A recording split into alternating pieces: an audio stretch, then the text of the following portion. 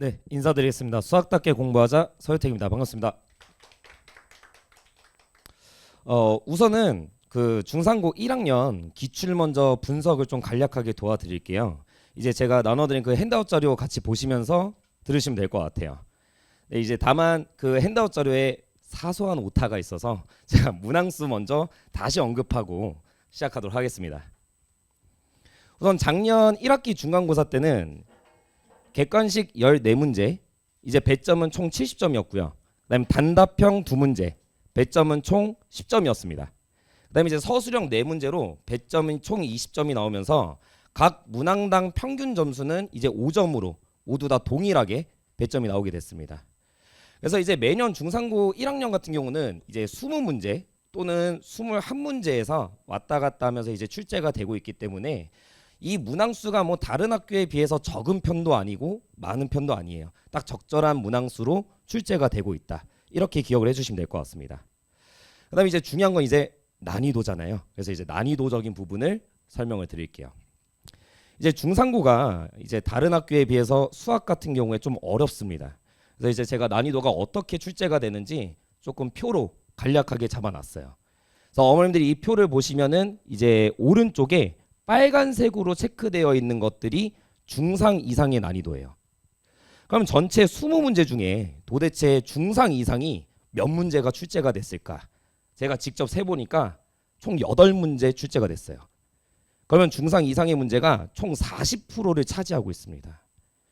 근데 이게 얼마나 중요한 건지 잘 아셔야 돼요. 이제 우리 아이들이 중학교 때 중학교 기출에 좀 익숙해진 상태에서 고등학교에 올라와서 처음 보는 시험이잖아요. 그럼 이제 아이들이 시험을 보다 보면 1번부터 10번까지는 그냥 무난하게 풀려요. 열심히 공부했기 때문에. 근데 이제 11번에 들어가자마자 갑자기 난이도가 상으로 올라갑니다. 그럼 이제 아이들은 그때부터 갑자기 멘탈이 흔들려요. 나 아직 11번밖에 안 풀고 있는데 이렇게 어렵다고? 나 공부를 별로 안 했나? 아직 뒤에 10문제나 남았는데. 그래서 멘탈이 흔들립니다. 그러고 어떻게 부여잡아서 했지만 문제가 안 풀려요. 그러고 나서 이제 12번으로 넘어갔더니 12번도 어렵습니다. 그럼 이제 여기서부터 이제 아이들의 멘탈이 모두 다 흔들리면서 뒤에 있는 문제들을 모두 다 못 푸는 경우가 굉장히 많이 생겨요. 그래서 첫 시험에서 아이들이 가장 많이 하는 얘기가 시간이 부족했어요 라는 얘기를 가장 많이 합니다. 그래서 이제 우리 아이들이 보통 학교의 내신에 대한 대비를 시작할 때는 우선 가장 첫 번째로 길러야 되는 게 문제 선별 능력이에요. 그러니까 이 문제가 빨리 풀 수 있는 문제인지 아니면 시간을 두고 5분에서 10분 정도 시간을 잡아놓고 풀어야 되는 건지 그런 문제 선별 능력을 우리 아이들이 키워야 됩니다. 정말 많은 문제들을 풀어보면서 이런 선별 능력이 갖춰져야지만 우선은 우리가 한번 훑어보고 빨리 풀 수 있는 12문제 빨리 풀고 나서 남은 시간 동안 8문제의 시간 투자를 해줘야 돼요. 그래서 우리 어머님들께서도 이 부분을 좀 기억해 주시고 아이들에게 꼭 얘기를 해주셨으면 좋겠습니다. 그러면 이제 중상고 시험의 특징에 대해서도 제가 조금 설명을 드릴 건데 우선 중상고 시험이 우선 첫 번째로는 계산이 오래 걸리는 문항이 꼭 한 문제씩 출제가 됩니다. 그래서 작년 1학기 중간고사 같은 경우는 11번 문제가 그랬어요. 11번 문제가 계산이 생각보다 오래 걸리는 문제가 출제가 됩니다. 그러다 보니까 이제 아이들이 계속해서 그 한 문제에 10분 정도 투자를 하다 보니까 뒤에 있는 문제 다 못 푸는 거예요. 그러면 이제 아이들이 10문제만 맞췄다고 생각해 보면 결국에는 그렇게 됐을 때 시험 점수가 40점대가 나오게 됩니다. 그럼 이제 우리 아이들 등급이 좀 많이 떨어지게 되겠죠. 두 번째, 중학교랑은 좀 가장 큰 차이점 중에 하나예요. 중학교는 이렇게 말씀을 드릴게요. 제가 이제 강의를 처음 시작한 게 23살에 강의를 시작을 했습니다. 이제 23살에 강의를 시작해서 이제 10년이 넘게 강의를 하고 있는데 처음 강의를 할 때는 제가 중학교 2학년부터 고등학교 3학년까지 모든 학년에 다 들어갔어요. 근데 이제 중학교 내신 대비는 정말 쉬워요. 그냥 아이들 시험 직전에 1000문제, 2000문제 던져주면 됩니다. 그러니까 양치기가 가능해요. 난이도가 그렇게 어려운 문제도 별로 없고 그냥 1000문제, 2000문제 던져주면 아이들이 이제 수학시험에서 90점 정도 나오게 됩니다. 그런데 이제 고등학교에 올라가게 되면 특히나 중상고 같은 경우는 이제는 암기식의 문제풀이가 아니라 이해 중심의 문항이 출제가 될 거예요. 그러면 결국에는 이 문제를 바라봤을 때 이 주어진 조건이 가지는 의미가 무엇인가, 그리고 그 조건이 내가 배운 개념과 어떻게 연결이 되는가, 그거를 우리 아이들이 정확하게 잡혀 있어야만 풀 수 있는 문제들이 출제가 될 겁니다. 그리고 그러한 문제들이 이제 중상 이상의 문제들로 출제가 될 거라 그런 문제들을 우리 아이들이 많이 맞출수록 고득점에 가까워지겠죠. 그다음에 이제 세 번째는 복합 개념의 문항이 많이 출제가 돼요. 이 부분도 중학교랑 좀 많은 차이점을 가지고 있는데 보통 이제 센 B단계 같은 문제집들을 많이 보시면 그 B단계에 들어있는 문제들은 다 단일 개념 문제 혹은 개념이 많아봐야 한 2개 정도 섞여 있는 문제들이 출제가 됩니다. 근데 실제 중상고 기출문제, 그다음에 또 이 동네에서 난이도가 어려운 학교라고 하는 학교들은 전부 다 복합 개념이 최소 4개에서 5개 이상이 섞여요. 그리고 이 복합 개념은 1학기 중간고사보다 기말고사가 더 많습니다. 1학기보다 2학기가 훨씬 더 많아요. 수학이 누적의 학문이기 때문에. 그러다가 이제 2학년까지 올라가면 7개 이상의 개념이 섞입니다. 그런 문제들을 우리 아이들이 풀어내줘야 돼요. 그럼 도대체 이 복합 개념이 어떻게 나오는 문제인지 제가 좀 예시를 보여드리면서 설명을 드릴게요. 작년 중간고사 11번 문제입니다. 작년 중간고사 11번 문제고 문제도 상당히 길죠. 이제 수학을 좀 어려워하는 아이들은 이렇게 문제가 3줄 이상 넘어가면 난독증 현상이 생깁니다. 문제를 잘 못 읽는 경우가 생기는데 제가 이제 여기에다가 형광펜으로 하나하나 색칠을 할 거예요. 이제 도대체 어떤 문제들이 들어갔는가. 첫 번째, 구간이 나뉘어져 있는 2차 함수의 그래프를 그릴 수 있겠니? 라는 게 첫 번째로 개념을 물어봅니다. 그 다음에 이제 두 번째로는 주어진 2차 함수가 직선과 만나는 교점의 개수를 K라는 값에 대해서 판단할 수 있겠니? 그래서 이 K라는 값을 움직여가면서 정말 교점의 개수가 어떻게 변하는지를 직접 잡아줘야 돼요. 그 다음에 이제 세 번째로 새로운 함수에 대한 정의를 너네들은 할 수 있겠니? 근데 보통 이런 새로운 함수의 정의 문제가 실전 수능에서 정말 많이 쓰이는 개념입니다. 근데 보통은 새로운 함수를 정의를 내려줄 때는 한 번만 내려줘요. 근데 작년 중상고 중간고사에서는 2개나 이제 새로운 함수를 정의를 내려줍니다. 그 이후에 정점을 지나는 직선에 대해서 해석할 수 있겠니? 그다음에 함수의 최대 최소를 해석할 수 있겠니? 이렇게 5개의 개념이 복합된 문제가 나오게 됐어요. 그래서 이 문제가 실제 문제 풀이도 상당히 오래 걸렸을 거고 이 문제에 아이들이 시간을 많이 투자하다 보니까 뒤에 문제를 많이 못 풀었습니다.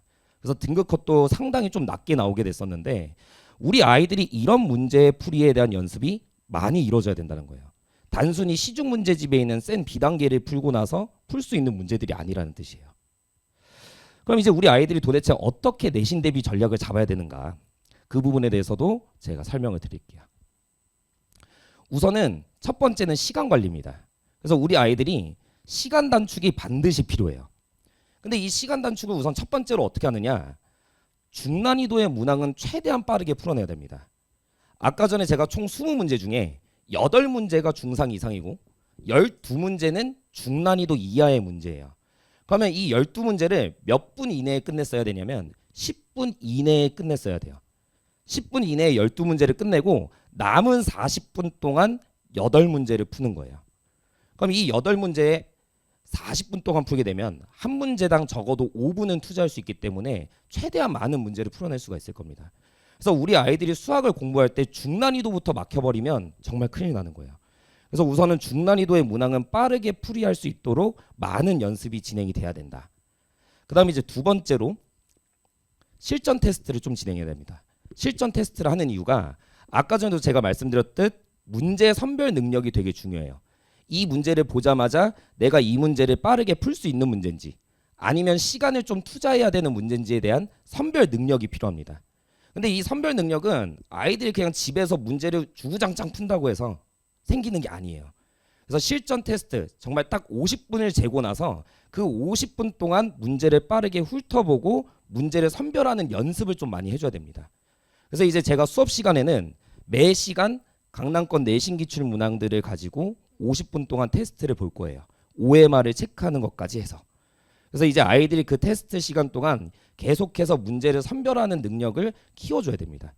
그래서 이 부분을 우리 아이들이 첫 번째로 연습을 해야 된다. 두 번째, 계속 강조드린 거예요. 복합 개념에 대한 문제풀이가 연습이 돼야 돼요. 실제 이런 복합 개념의 문제들은 시중 문제집을 가지고서 찾으려고 하면 쉽지가 않아요. 보통 뭐 센으로 이제 어머님들이 많이 알고 계시기 때문에 센으로 설명드리면 B단계는 복합 개념의 문제가 그렇게 많지는 않습니다. C단계를 넘어가야 복합 개념의 문제가 조금 생겨요. 그럼 이제 우리 아이들이 이 복합 개념의 문제를 어떻게 풀어야 되느냐? 내신 기출 문제들을 좀 자주 갖고 와서 풀어줘야 돼요. 내신 기출 문제들은 이제 아무래도 학교 선생님들께서 좀 어렵게 내려고 하다 보니까 여러 개의 개념을 많이 섞습니다. 그래서 첫 번째는 내신 기출 문제를 많이 풀어야 되고, 두 번째는 모의고사 문제를 많이 풀어야 돼요. 왜냐하면 이제 학교 선생님들이 문제를 출제할 때 뭐 스스로 만드신 문제들도 있겠지만 보통 참고하시는 문제들 중에 대부분이 모의고사예요. 그래서 그 모의고사에 나오는 개념들을 아이들이 하나하나 익혀줘야 됩니다. 그러면 이제 우리 아이들이 그냥 단순히 문제를 풀고 끝나는 게 아니라 이 복합 개념은 아까 전에 제가 하나하나 5개의 개념을 보여드렸잖아요. 그런 방법대로 문제를 분석할 수 있어야 돼요. 문제를 분석하고 출제자가 도대체 이 조건을 왜 줬는가, 이런 거에 대한 생각을 계속해서 해줘야 됩니다. 즉 스스로 사고하는 연습이 굉장히 중요해요.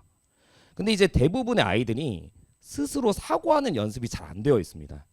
그래서 저는 수업 시간에 이 두 번째가 너무나도 중요하다는 걸 알고 있고, 이 두 번째 내용을 아이들에게 굉장히 많이 강조를 하고 있어요. 스스로 사고를 해야 된다. 그럼 제가 이제 이 부분들에 대해서 어떻게 하고 있는지 교재로 먼저 설명을 드릴게요. 이제 제가 자체 교재를 만들 때 저희 연구소 팀에서 이제 먼저 기준을 세웠습니다. 우선 아이들에게 가장 중요한 건 복합 개념의 문제인데 그 문제들을 어디에서 갖고 올 건가. 근데 아까 전에도 말씀드렸던 내신 기출 문제가 가장 좋아요. 이제 선생님들께서 그 복합 개념을 굉장히 많이 만드시기 때문에 제가 최근 5개년의 내신 기출 문제들을 모두 다 모았습니다. 그다음에 이제 두 번째로 모의고사 문제도 중요하다라고 말씀드렸으니 최근 5개년의 모의고사 문제들도 모두 다 모았어요. 그다음에 이제 세 번째로 이제 다른 학교에서 주로 쓰이는 부교재 혹은 학교 선생님들이 자주 참고하시는 교재들이 있어요. 보통 수학의 신이라던가 531 하이퍼 교재 등 이런 교재들을 포함해서 제가 시중 문제집 10종을 모두 다 모았습니다. 그래서 이 세 개의 아이들을 기준으로 복합 개념이 좀 많이 작용되어 있는 문제들만 선별해서 만든 게 저희 자체 교재예요. 근데 이제 여기에서만 끝나면은 차별화가 너무 없어서 여기에서 이제 저희가 추가적으로 하나 더 만들었습니다. 힌트 답지를 만들었어요. 이 힌트 답지가 어떤 건지를 좀 설명을 드리자면 제가 하나의 예시로 좀 설명을 드릴게요. 실제 시중 문제집에 있는 모의고사 문제 중에 한 문제를 제가 갖고 왔습니다. 그리고 이 문제는 난이도가 중상 정도 되는 문제인데 해설지의 일부분이 보통 이렇게 나와 있어요. 그리고 어머님들 이제 학원을 좀 많이 보내보면서 이런 얘기 좀 많이 들으셨을 거예요. 수학 공부할 때는 웬만하면 답지를 보지 마라. 답지를 보지 말라고 하는 이유를 아셔야 돼요. 답지는 보는 게 맞습니다. 제가 첫 번째로 말씀드리자면 답지는 봐야 돼요. 근데 아이들이 답지를 보는 방법이 잘못됐어요. 그렇기 때문에 학원에서는 웬만하면 보지 말라고 하는 거예요. 그럴 거면. 그러면 이제 해설지는 보통 자세하게 서술해 줍니다. 이게 해설지의 장점이에요. 근데 아이들이 공부할 때는 단점으로 작용됩니다. 왜냐하면 너무 해설지가 자세하다 보니까 아이들이 스스로 사고하는 걸 막아버려요. 그래서 아이들이 스스로 사고하는 연습이 아예 안 돼버리기 때문에 아이들이 그냥 해설지를 쭉 읽어보면 그냥 자기가 이해했다고 착각을 하죠. 근데 이제 그러고 나서 한 이틀 뒤에 다시 풀려보면 문제를 못 풉니다. 그래서 아이들이 스스로 사고하는 연습이 될 수 있게끔 제가 아이들에게 필기 자료로 힌트 답지를 제공해 줍니다. 제가 주어진 조건에는 어떤 조건들이 주어져 있는지 밑줄을 쳐주고 거기에 번호를 다 매겨줘요. 그 번호마다 우리 아이들이 어떤 생각으로 접근을 했어야 되는지 문제풀이를 적어주는 게 아니라 아이디어를 적어줍니다. 그러니까 아이들이 이 조건을 보고 이 아이디어가 나왔으면 이런 걸 써야 되겠구나 라는 거를 스스로 생각할 수 있게끔 만든 거예요. 그래서 우리 아이들이 스스로 사고하는 연습을 할 수 있게끔 저는 조금 차별화되게 중상 이상의 문제들은 모두 다 필기 답지로 힌트 답지로 제공이 될 거예요. 이제 커리큘럼 설명드리고 그다음에 시간표 설명드린 다음에 마무리하도록 하겠습니다.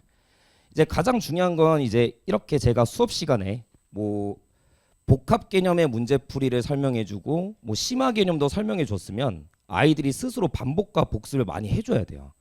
근데 이제 아이들이 반복과 복습이 고등학교 올라가 보면 알겠지만 그럴 시간이 많지가 않습니다. 다른 과목도 공부를 해야 되다 보니까.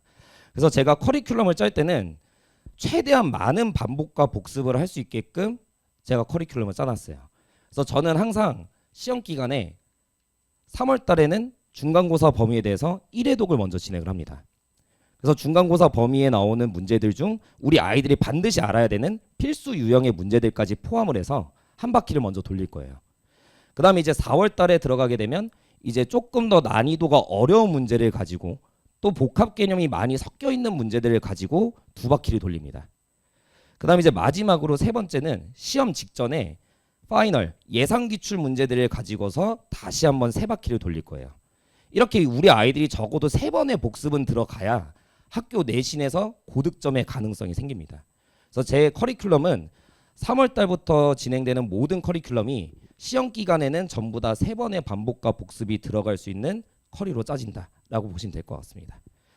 이제 마지막으로 이제 시간표 설명드리고 마무리하도록 하겠습니다.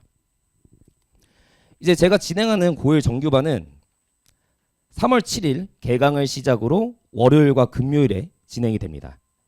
그리고 이제 제가 진행하는 고1 정규반은 이제 개념을 잡아주는 반이 아니라 아까 전에 말씀드렸듯 복합 개념의 문제들, 그다음에 아이들이 좀 문제를 빨리 풀 수 있게끔 심화 개념에 대한 학습이 들어가기 때문에 공통수학 1을 좀 잘 잡혀 있지 않다면 제 수업이 많이 어려울 수가 있어요. 그래서 이제 저는 입반 테스트가 있고요. 입반 테스트의 시험 범위는 공통수학 1 전범위가 진행이 됩니다. 다만 이 중에 이제 행렬은 제외할 거예요. 행렬은 제외하고 공통수학 1 전범위로 입반 테스트를 통과한 학생들만 수업을 수강할 수가 있습니다. 요 이제 내신 대비 기간에 클리닉이 진행되는데 클리닉은 주말 오후 1시부터 오후 5시에 진행이 될 거예요. 요 이제 제가 클리닉을 정말 아이들에게 많이 강조하는데 이 클리닉 시간이 아이들이 수업 시간에 이해하지 못했던 내용들도 분명히 있을 거예요. 그다음에 이제 과제를 할 때 해결하지 못한 과제들도 있을 거예요. 그런 부분들을 이제 와서 질문하는 중요한 시간이라 이 주말 클리닉 중에 한 번은 반드시 필참을 해야 됩니다. 그래서 어머님들께서 시간표를 작성해 주실 때도 이 시간 중 한 번은 반드시 필참할 수 있게끔 시간표를 고려해 주시면 될 것 같아요. 제가 준비한 설명회는 여기까지고요. 이제 우리 아이들이 좀 수학답게 공부할 수 있게끔 스스로 사고하는 능력을 키울 수 있게끔 제가 수학답게 가르치도록 하겠습니다. 지금까지 수학답게 공부하자 서효택이었습니다. 감사합니다.